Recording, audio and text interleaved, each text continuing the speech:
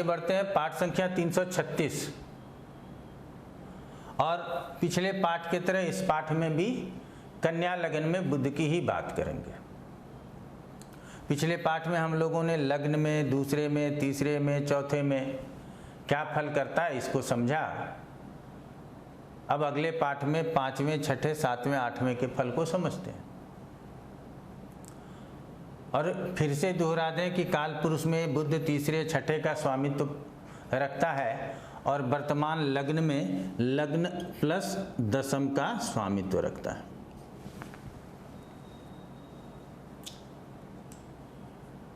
कोई भी ग्रह स्वामित्व का भी फल करता, स्थिति का भी फल करता, किसी ग्रह से युक्त है उसका भी फल करता, और कालपुरुष में जहां का स्वामित्व रखता उसका भी फल करता। स्वतंत्र कारकत्वों की तो करेगा ही करेगा। तो पहले हम लोगों को यह विचार करना चाहिए कि हम किस ग्रह के विषय में अभी समझना चाहते हैं। जब कोई प्रश्न आपके पास आता है तो आप पहले ये निर्णय लीजिए कि किस भाव से इस प्रश्न का हल मिलेगा और कौन सा ग्रह इसके विषय में अच्छी तरह से बताएगा। यदि इस दो को हम अच्छी तरह से समझ गए तब फिर सामने वाले के प्रश्न का उत्तर देना मेरे लिए सरल हो जाएगा। चलिए पहले ये देखते हैं पंचम में स्थित बुध क्या फल करता। तो पंचम बुद्धि विवेक का जगह है, पंचम प्रेम का स्थान है, पंचम पूर्वार्जित कर्मों का स्थान है। यहां से उच्च शिक्षा की बात होती है, यहां से बड़े व्यवसाय की बात होती है। और लग्नेश यदि यहां पे बैठा तो अभी हमने बताया कि लग्नेश जहां जाएगा उस भाव के लिए विशेष रूप से केंद्रित रहेगा। तो जितनी भी बातें बताई उन सबों में जातक की रुचि अच्छी होगी, अर्थात हायर एजुकेशन अच्छा प्राप्त करेगा, बड़ा काम या बड़ा व्यवसाय करना चाहेगा, प्रेम करेगा तो निश्चल प्रेमी होगा। अब पूर्वार्जित कर्मों से अगर बुध लग्नेश होकर के यहां बैठा तो हम कह सकते हैं कि हमारे पिछले जन्मों के कर्म भी अच्छे हैं, क्योंकि स्वयं लग्नेश यहां आके बैठा। तो आप अपने पिछले जन्मों के अच्छे कर्मों को भी इस जन्मों में भोगते चलेंगे। अब बुध है, ये सारे कार्य कैसे करेगा? तो अपने गुण स्वरूप के अनुसार करेगा, अर्थात बुद्धि विवेक के साथ करेगा। बिना सोचे विचारे कुछ नहीं करना चाहेगा। अब यहां स्थित बुध है तो इसकी दृष्टि कहां पहुंचेगी?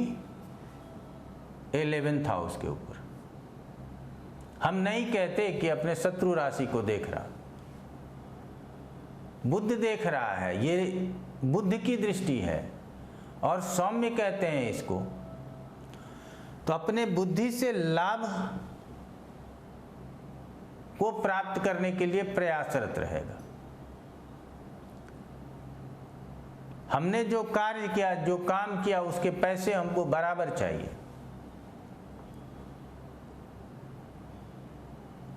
बढ़ोतरी की बात हमेशा मन में आएगी, प्रोग्रेस करना चाहेगा जीवन में। और जब अंतर्दशा आएगी, जब प्रत्यंतर दशा आएगी, उस समय हम कह सकते हैं आपकी तरक्की होगी, आप प्रोग्रेस करोगे, आपको ज़्यादा लाभ होगा, क्योंकि दृष्टि से उसको एक्टिव कर रहे हैं। तो कब फल कर देंगे? अपने दशा अंतर्दशा में कर देंगे। तो इस तरह से हम लोगों को बुध के फल को समझना है। अब यहाँ पे यदि ये भी मानते हैं कि काल पुरुष के हिसाब से ये षष्ठेश भी होता है, अब हम षष्ठेश को पंचम में माने तो क्या खराबी होगी? तो यहाँ यदि हम षष्ठेश को पंचम में माने तब क्या होगा कि आपको फिर उच्च शिक्षा प्राप्त करने में परिश्रम की जरूरत है, करेंगे। और अन्य कोई डिस्टरबेंस नहीं हो तब तो सिर्फ परिश्रम से काम चल जाएगा। यदि अन्य कोई और भी प्रभाव आ जाए अशुभ, तब वहाँ आपको थोड़ी बहुत परेशानी भी संभव है। तो हम इसीलिए कहते हैं कि एक ग्रह के हम विषय में बता रहे हैं, आप इसी पे रिजल्ट फायर मत कीजिए, पूरी पत्रिका को ध्यान से समझिए, फिर उसको बताइए, तभी आप अच्छी तरह से उस विषय को समझा पाएंगे। बुध छठे स्थान में, तो काल पुरुष के हिसाब से छठे का स्वामित्व रखता है, तो छठे का फल तो दोनों तरफ से करेगा। अब लग्नेश होकर के छठे में है, तो किसी भी भाव के स्वामी का छठे, आठवें, 12वें में जाना अच्छा नहीं। उसके बाद फिर छठे को बाहर निकाल लेते हैं और फिर समझते हैं कि किसी कोई अशुभ ग्रह यदि छठे में गया तो कोई दिक्कत नहीं, लेकिन भावेश होकर के छठे में गया तो इस भाव से संबंधित परेशानी बताएगा। तो क्या होगा, अब इस भाव से क्या क्या समझते हैं, उस भाव वो रिजल्ट तो वही करना। तो रिजल्ट क्या करेगा, रोग आदि का भय होगा, जीवन में ऋण लेना पड़े, शत्रुओं का सामना करना पड़े। तो अब ऋण लेना पड़ेगा तो चुकता होगा कि नहीं होगा, क्योंकि काल पुरुष में तो इसका स्वामित्व रखता ही है। शत्रु होंगे तो क्या उसके ऊपर नियंत्रण पाएंगे, जरूर पाएंगे। और रोग आदि का भय होगा तो किसी को बताने से पहले ही जातक, क्योंकि ये स्वयं बुध है, चिकित्सक का सलाह लेने चले जाएंगे, हम ज्योतिषियों के पास नहीं आएंगे। अब इसकी दृष्टि को शुभ मान कर यदि द्वादश को देखते हैं तो खर्च अनुशासित होगा, मृत्यु सरलता से होगी।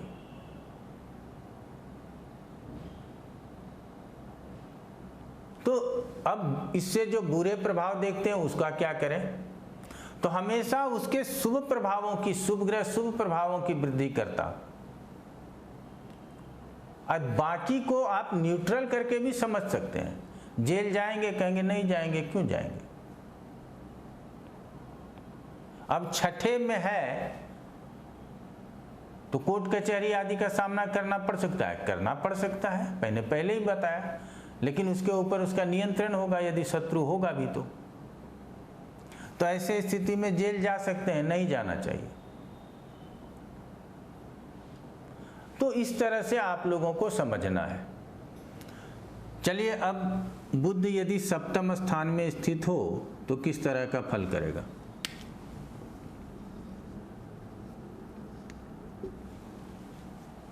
देखते ही लोग बोलेंगे नीच का हो गया, लग्नेश नीच का है, अर्थात सब चीज समाप्त।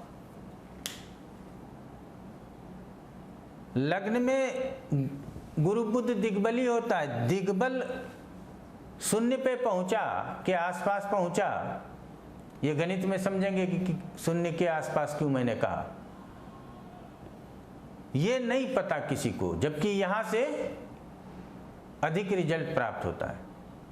15% से अधिक दिग्बल को प्राप्त है, उच्च और नीच को तो 3 से 4% ही बल प्राप्त है।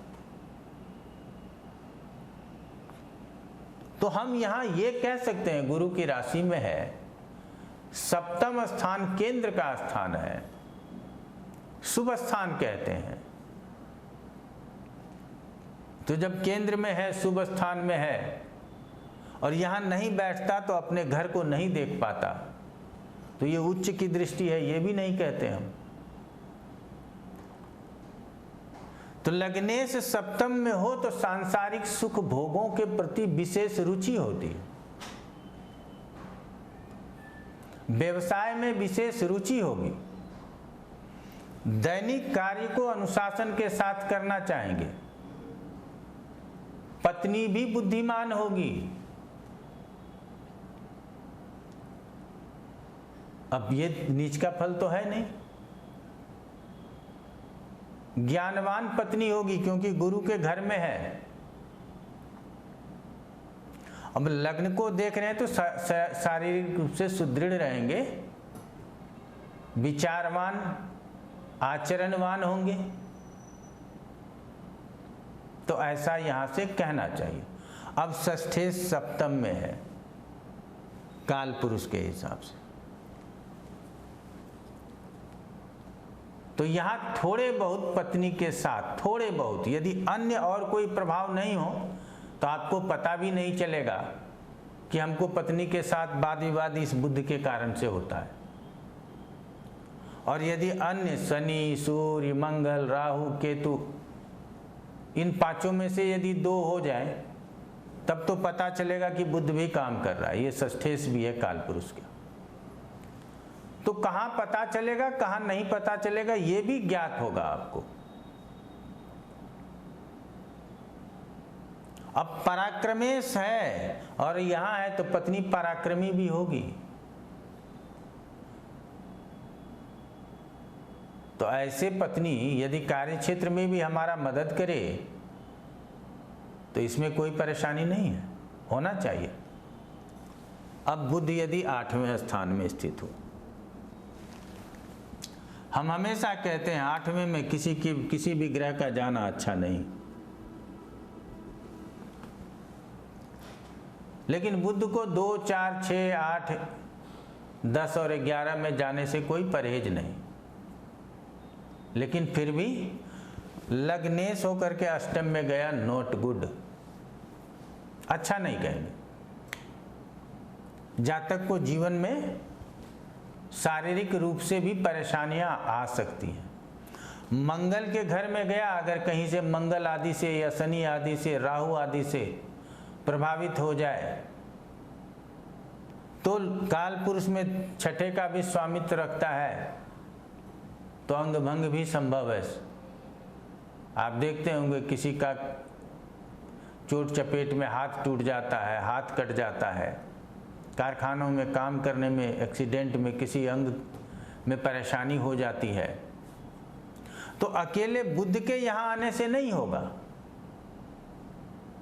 अन्य प्रभाव भी चाहिए, लेकिन हाँ, ये बुध जब आ जाएगा तो एक संकेत तो दे रहा कि जातक लंबी बीमारी से, क्रॉनिक डिजीज से ग्रस्त हो सकता है।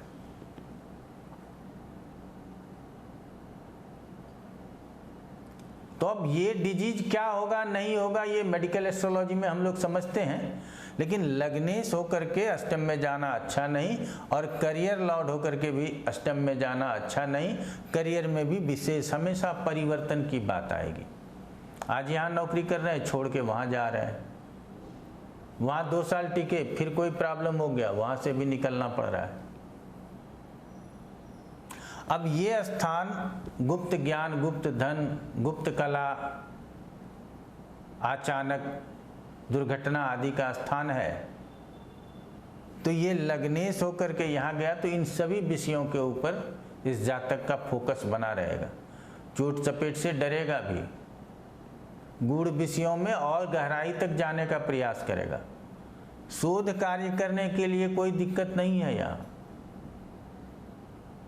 उसमें परेशानी नहीं होगी।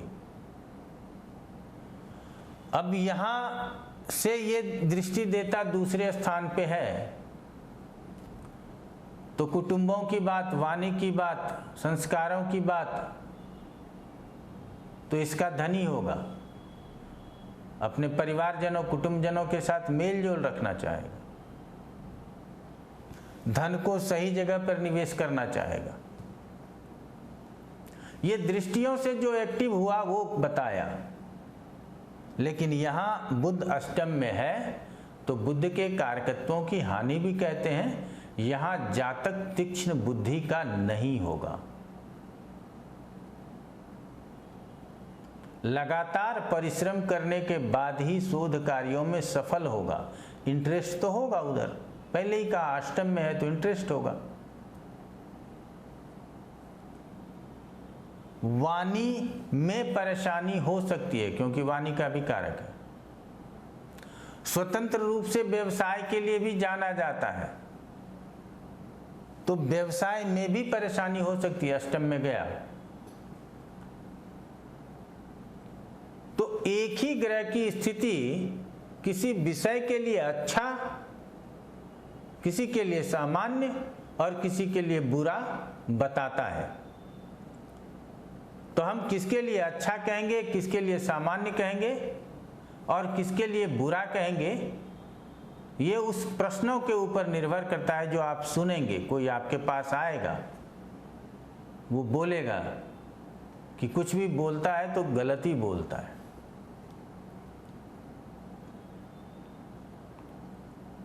व्यवसाय करता है तो नुकसान हो जाता है। तब आपको क्या देखना पड़ेगा कि बुध अष्टम में है। तो इस तरह से यदि आप बातों को समझेंगे तो सभी फलों को बहुत सरलता से समझ पाएंगे। यदि बहुत ताकत लगा देंगे तो फिर आप फल तक नहीं पहुंच पाएंगे। तो इसीलिए हम छोटा छोटा पाठ देते हैं, आपकी रुचि बनी रहे। क्रम से आप लोग पाठ को पढ़ते रहिए। विलंब होता है हमको, लेकिन अपना टारगेट है। समझ लीजिए कि 2020 चल रहा है, 25 जीवन होता है तो वहाँ तक में होरा, संहिता और गणित, ये तीनों आप लोगों के सामने जरूर रख देंगे। आराम आराम से पाठ को पढ़िए, क्रम से पढ़िए। कोई परेशानी हो तो संपर्क जरूर करें। आज इतना ही। आप लोगों का बहुत बहुत धन्यवाद।